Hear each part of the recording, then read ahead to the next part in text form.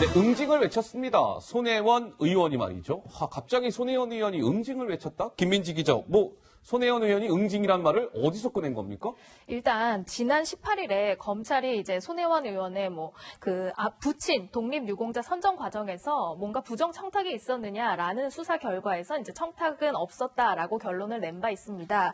여기에 관련해서 별다른 입장을 그동안 손혜원 의원이 내놓지는 않았는데 어제 경기도청에서 특강을 했다고 합니다. 여기에서 자신을 둘러싼 의혹에 대해서 얘기를 하던 중에 본인의 명예를 더럽힌 사람들을 응징하겠다. 이런 발언이 나왔습니다. 직접 들어보시죠. 참 세상이 이런 식으로 사람을 몰아갈 수도 있는 것 같아요. 저는 홍보를 하는 사람이기 때문에 이 사람들이 왜 이러는지 어떤 방식을 통해서 언론을 이렇게 악용하는지도 제가 알고, 근데 제가 이 상황에서 별로 흔들리지 않는 이유는 제가 떳떳하고 제가 저들을 상대로 소송을 해서 이길 수 있을 만한 그 정도 변호사 비용이야 지금 있기 때문에 제가 싸우는 겁니다. 제 명예를 더럽힌 자들은 응징을 해야죠. 네, 손혜원 의원이 어제 응징을 외쳤습니다. 예. 저희가 손혜원 의원 목소리를 듣고 오는 사이, 새로운 또 전문가 한 분 나와주셨습니다. 정기남 동국대 개건 교수 나오셨고요. 예. 근데 교수님, 바로 이제 자리에 앉으셨으니까요. 손혜원 의원이 응징을 외쳤습니다. 응징이란 단어는 사실 잘 안 쓰는 단어인 것 같은데요. 예. 응징은 지금 일본에 대해서 응징해야 될 때 아닌가요? 근데 정치의 역할이라는 게 본인의 역할이 좀 본인의 억울함을 푼다든지 언론과 싸우는 게 목표가 아니잖아요. 예. 정치라는 게 무릇 약자와 서민의 눈물을 닦아주는 게 정치의 본질인 것이고 본인의 명예를 회복시키기 위해서 정치를 하는 건 아니다라는 것을 측면에서 본다면 예. 저는 좀 부적절한 단어 사용이라고 보고요. 부적절하다. 손혜원 의원께서 너무 쉽게 국회의원이 되셔서 그런지 모르겠습니다만 네. 저는 정치인의 워딩은 좀 신중할 필요가 있겠다. 네. 이런 판단입니다. 알겠습니다. 어떻습니까? 조부장 응징? 손혜원 의원 응징. 참 요새 국어사전 찾아볼 만한 단어들이 참 많이 등장하는 것 같습니다. 예, 응징이라는 거는 제가 알기로는 받은 만큼 되갚아준다는 뜻이에요. 근데 뭘 되갚아준다는 거죠? 오히려 국민 입장에서는 이번 손혜원 의원에 대한 검찰 수사에 대해서 이해가 안 가는 부분이 많아요.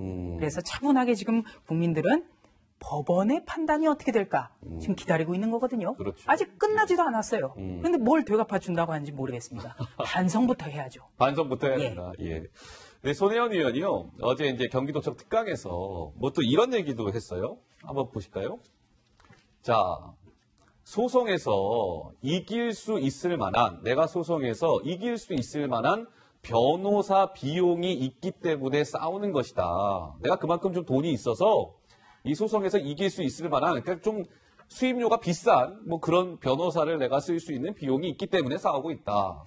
저 말이야말로 부적절한 말을 하는가 이런 생각이 좀 들어요. 예. 그러니까 사건의 본질을 갖고서 본인이 떳떳하면 소송을 하고 그렇게 얘기를 해야지 돈이 있으니까 나는 소송을 하고 그렇지 않을 것이다라는 얘기는 국민들이 듣기에는 조금 굉장히 좀 불쾌한 그런 느낌이 들고요. 또 저는 사실은 소송까지 가지 않을 가능성도 매우 높다고 보거든요. 지금 소송이 여러 개 남아있죠. 그러니까 예컨대 목포에 투자한 거라든가 이런 것들이 남아있기 때문에 본인의 떳떳함을 오히려 더 강조하는 그런 내용 속에서 응징이란 단어, 소송이란 단어를 쓰긴 하지만 사실 이런 것들이 무혐의 처리되고 이렇게 좀 조용해지면 아마 또 재선을 시도 안 한다는 거 아닙니까? 네. 그러니까 아마 마무리를 조용히 할 가능성이 전 더 높다고 봐요. 네. 그리고 이게 더 말이 안 되는 게 지금 검찰 수사가 다 끝났다고 보기도 어려워요. 네, 무혐의 처분받은 것은 국가보훈처와 관련된 건 아니겠습니까? 지금 우리나라는요 공소제도라고 해서 국가가 소송을 대신하는 거예요. 그러면은 소송을 해서 이길 수 있을 만한 변호사 비용을 얘기를 했는데 국가를 상대로 해서 지금 뭘 하겠다는 겁니까?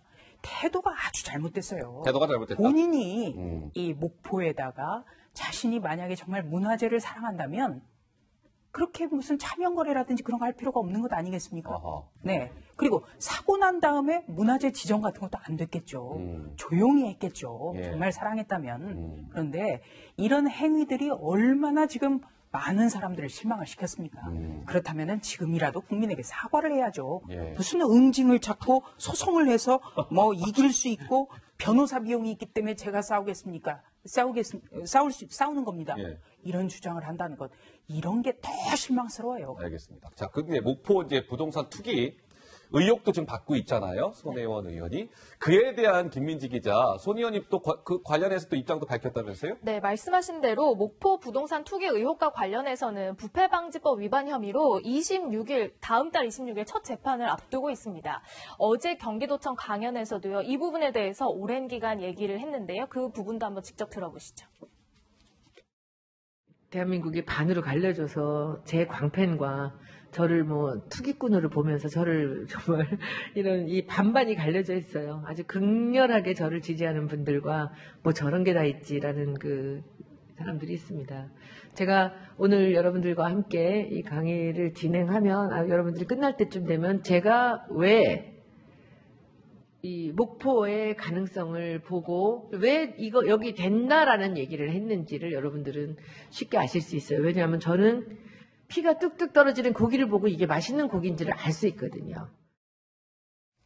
자, 그런데 말이죠. 손혜원 의원이 지금 저렇게 얘기한 곳이 이제 어제 한 건데요. 어제 특강을 했는데 경기도청에서 있었단 말이에요. 경기도청에서 손혜원 의원이 특강을 했다? 이것도 조금 약간 눈여겨볼 만한 대목인 것 같아요. 뭐 정치인이 어디 가서든 뭐 강연도 할 수 있고 네. 특강할 수 있겠습니다만 저런 강연 내용을 보면 뭔가 좀 손혜원 의원의 명예랄까 지금 현재 논란이 되고 있는 것에 대해서 해명할 수 있는 기회를 준 건 아닌지 예. 그런 오해를 사기에 충분한 것 같고요. 그런 면에서 도청 강연이라는 형식을 빌린 것 자체는 썩 적절해 보이지 않는다 이런 판단이고요. 예. 그럼 아까 말씀 중에 뭐 손혜원 의원이 이런 표현을 썼어요. 뭐 피가 뚝뚝 떨어지는 고기를 보고 말만 들어도 좀 섬찟한데 아하, 그러네요. 저는 오히려 이게 아이고. 어떻게 들리냐면요. 네.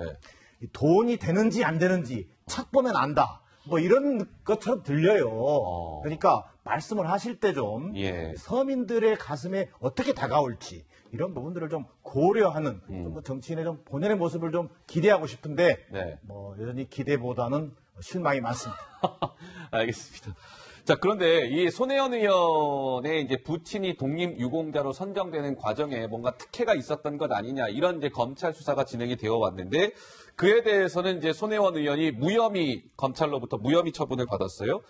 근데 김민지 기자, 야당에서는요, 이 무혐의 나온 것과 관련해서 뭐 청와대를 겨냥하고 있습니까? 네, 비교되는 인물이 있다고 생각하는 모양입니다. 왜냐하면 손혜원 의원의 그 사건을 수사한 곳이 서울 남부지검 형사 6부인데요. 남부지검. 이곳에서는 김성태 자유한국당 의원의 딸 KT 부정채용 의혹도 수사하고 있거든요. 근데 얼마 전에 뇌물수수 혐의로 불구속 기소 처분을 내렸습니다.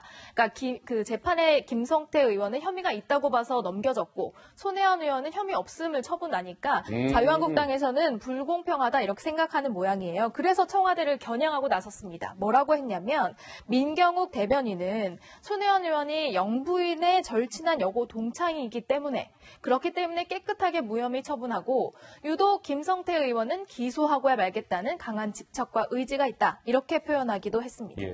김성태 의원은 저렇게 얘기할 수 있을 거예요. 그렇지만 김성태 의원이 한 가지 인정한 게 있어요. 예. 그러니까 부정 채용에 대해서 인정을 했습니다. 그러니까 이제 이런 부분은 법적으로 하자가 있다는 걸 본인이 인정을 했기 때문에 이거를 똑같은 선상에서 비교하기는 좀 어려워요. 왜냐하면 검찰이 실질적으로 손혜원 의원이 청탁을 했는지에 대한 그렇게 해서 선정이 된 건지에 대한 증거를 지금 확보를 못하는 거 아닙니까? 네. 근데 여기서는 이제 부정 채용에 대한 부분은 인정이 돼 있는 부분이에요. 그래서 그거 자체를 같은 선상에서 얘기하기는 어려운 얘기고 그걸 갖고서 또 누구의 친구이기 때문에 그렇다. 뭐 이런 것 논란도 사실은 굉장히 확대 해석한 것이고 네. 적절하지 못하다 이렇게 생각합니다. 예, 조 부장. 예. 자, 우선 손혜원 의원의 사건을 좀 정리를 해보면 계속해서 쟁점이 됐던 거 손혜원 의원이 이렇게 주장을 해왔어요. 큰오빠가 직접 국가보훈처에 전화로 재심 신청을 했기 때문에 재심이 받아들여졌을 거다. 이렇게 주장을 그렇게 했거든요. 주장했었죠. 그런데 검찰 수사 결과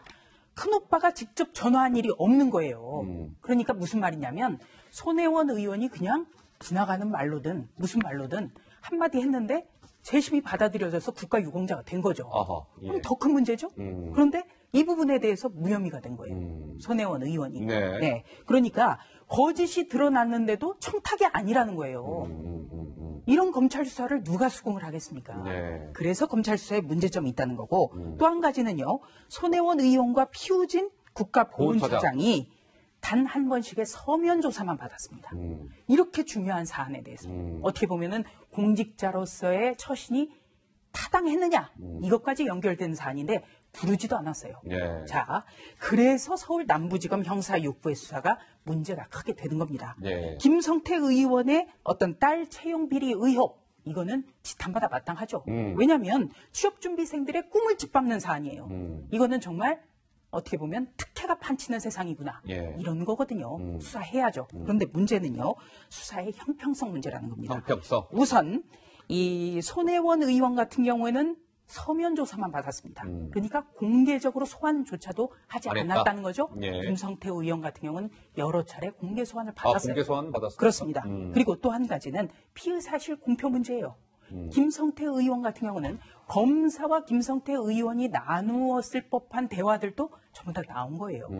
그렇기 때문에 이게 문제입니다. 예. 그렇기 때문에 수사라는 것이 어떤 대통령 부인의 친구라든지 아니면 여당 의원에게는 솜방망이고 야당 의원에게는 몽둥이다. 아하. 이렇게 들리는 순간 검찰 수사는 굉장히 신뢰를 받지 못합니다. 알겠습니다. 이 형사 6부는요. 예. 이 특수와 공안을 전담하는 부서입니다. 이 형사 6부에서 작년 10월에는 무슨 일이 있었냐면 수도권 택지 개발 계획을 유출한 민주당 신창현 의원 같은 경우에 이거는 어떻게 보면은 국가의 기밀이 유지돼야 된 사안을 누설하지 않았습니까? 예. 그런데 기소 유예 그러니까 기소를 미룬다는 거예요. 이렇기 때문에 더더욱이 야당에게만 가혹한 것 아니냐라는 예. 비판을 사기에 아주 충분합니다. 자, 김성태 한국당 의원은 검찰 수사 결과에 대해서 반발하고 있는데요. 어제는 그 남부지검 앞에서 김성태 의원이 1인 시위에 나섰는데 어떤 특정 언론사 기자와 김성태 의원이 좀 설전을 벌이는 상황도 벌어졌습니다. 잠깐 보고 오실까요?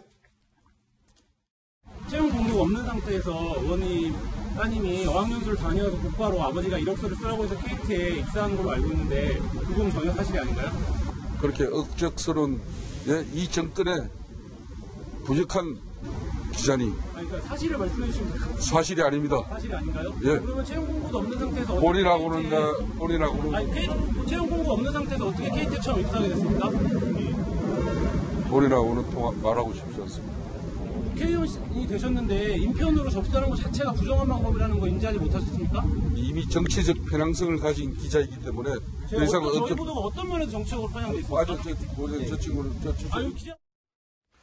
글쎄요, 김성태 의원, 어떤 언론사 기자와 아주 거친 진짜 설전을 주고받았어요. 굉장히 보기 드문 장면이 아닌가 싶습니다. 정 교수님. 네. 좀 강심장이신 것 같아요. 그러니까 이게 앞서도 얘기했지만 김성태 의원이 지금 어찌 보면 국민들께 석고대죄를 해도 부족한 판에 지금 언론사 기자하고 통해서 지금 피사실 공표라고 하는 걸로 지금 어떻게 보면 물타기라는 건데요. 앞서 우리 김관학 교수도 얘기했지만 지금 외압 청탁이 있었느냐 없었느냐 또는 KT가 알아서 속된 말로 기어서 채용한 거냐 아하. 이걸 떠나서 이 문제를 지금 밝혀지지 않았다고 하지만 기본적으로 김성태 전 원내대표이자 의원인 부정한 방법으로 딸이 KT에 입사했다고 하는 사실은 움직일 수 없는 사실인 거거든요. 예. 이런 부분에 대한 국민적 어떤 그 사죄라든가 이런 것들은 온데간데 없고 오히려 어떤 이것을 정치적 어떤 이슈, 비리와 불법이라고 하는 것을 정치적 투쟁을 통해서 극복하겠다라고 하는 아주 전형적인 낡은 정치자는 행태라고 보여집니다. 알겠습니다. 자, 김성태 의원 얘기까지 해봤습니다. 다음 주제로 한번 넘어가 볼까요? 예, 이번 주제 역시 화면으로 준비되어 있습니다. 만나보시죠.